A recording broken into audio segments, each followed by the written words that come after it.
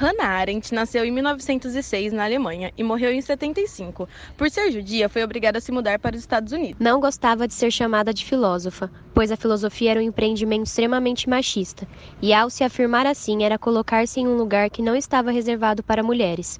Se auto-identificava uma cientista política.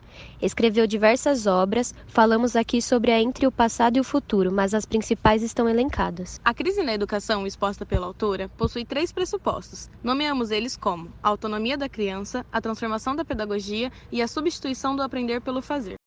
No primeiro pressuposto, Arendt afirma que as crianças foram expulsas do mundo adulto. Como reação a essa expulsão, ocorre um conformismo ou delinquência juvenil. Criou-se uma sociedade das crianças, governada por elas mesmas, tendo apenas o auxílio do adulto nesse governo. Com a perda de autoridade do adulto, surge uma autoridade ainda mais tirânica e cruel que a dele, a autoridade da maioria. No segundo pressuposto, ela diz que a pedagogia, influenciada pela psicologia moderna e pelo pragmatismo, emancipa seu sentido para uma ciência do estudo em geral. O professor passa a ter uma formação no ensino e não em um assunto específico.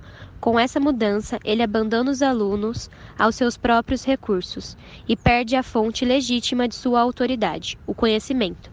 E esse professor que desconsidera o conhecimento não pode mais existir.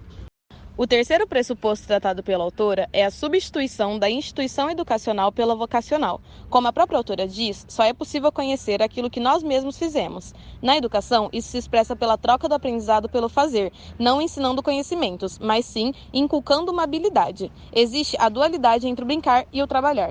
Ocorre então a troca do trabalho pelo brinquedo. O brincar é o comportamento mais apropriado para a criança, pois se manifesta espontaneamente nela. Essa visão posterga a infância e a transforma, não mais numa fase de preparação para a vida adulta. Esses 3 pressupostos têm um caráter destrutivo. A crise possui uma desesperada tentativa de reformular o sistema educacional. Porém, a autora não se interessa em explicar sobre as novas reformas em discussão na época. Continua sua argumentação com a seguinte questão dupla: quais os aspectos do mundo moderno e de sua crise que se revelaram na crise educacional? O que se pode aprender dessa crise sobre o papel que a educação tem na sociedade?